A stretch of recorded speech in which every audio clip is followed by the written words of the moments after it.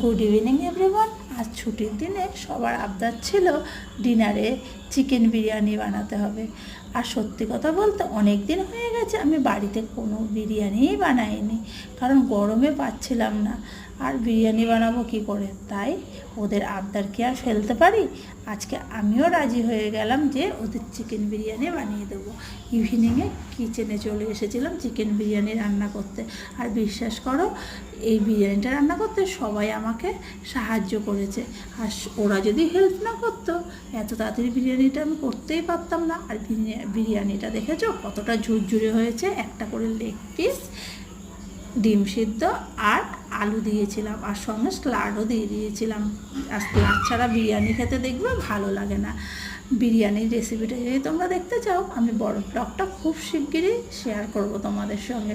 তোমরা check out করতে একদম ভুলো না, কেমন?